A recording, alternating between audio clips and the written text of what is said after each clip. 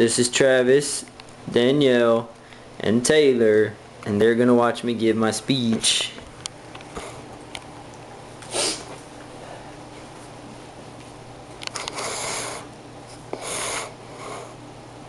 Alright.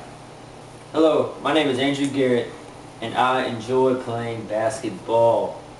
I enjoy watching, coaching, playing, practicing, anything that involves the sport.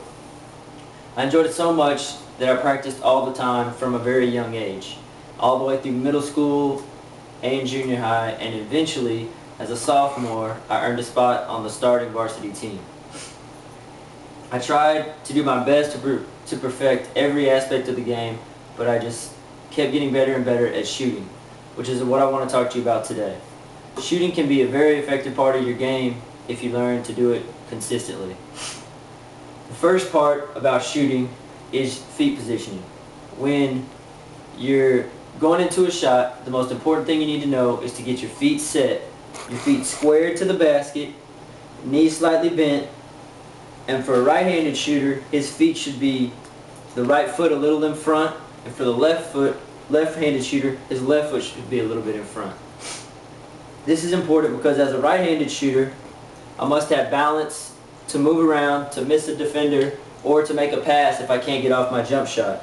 And I can't do that with my feet standing straight up. I'll be wobbling around.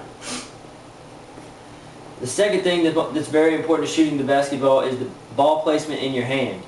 You can't have a tight grip to shoot it, or you'll be too jerky in your shooting motion.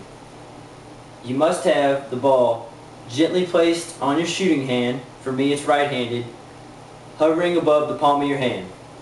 This gives the best balance for the ball so it won't fall if you have to move around during your shot. Also, for me, my right-handed elbow should be exactly lined up with my knee and my front toe. This gives great balance for your shot and insists that the ball goes straight.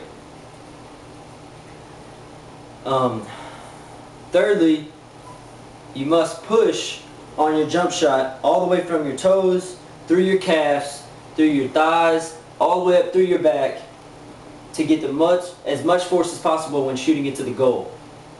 This starts from step one with your feet balanced, with your knees bent.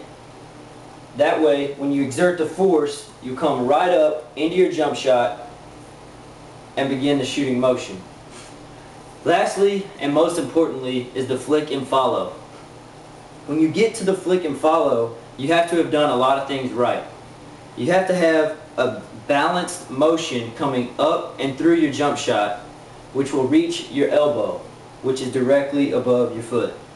When you get to this position and you've pushed, your arm begins to rise as you release the ball and flick your wrist. This ensures for the most backspin, which will help the ball stay on the rim. If it's rolling around, it'll give you a better chance to go in. Now, once you've exerted your force up, you've shot the ball, you're leaning forward a little bit, you flip your wrist, it is very important that you hold your follow-through. Your follow-through does a couple things. Once you've shot the ball and you flipped your wrist, your follow-through can determine whether you were in good shape to begin with. Was your shooting form correct or was it wrong? If I finish my follow-through and I'm off balance and my foots are out of whack, then I know that my shooting form was bad. However, in the correct shooting position, once I come through and I flip my wrist and I follow and I'm balanced, I know that I was in the perfect spot to begin with. I was in the perfect spot in the middle of my stance, and my follow-through kept me on balance, and I know that the end product is a swished basketball shot. Thank you guys so much for watching. I know some of you may think, I'll never use this. Well, you may find yourself out on the court playing a pickup game and needing to hit the game-winning free throw. If you remember these 4 steps, we'll guarantee that your next shot will be a swish.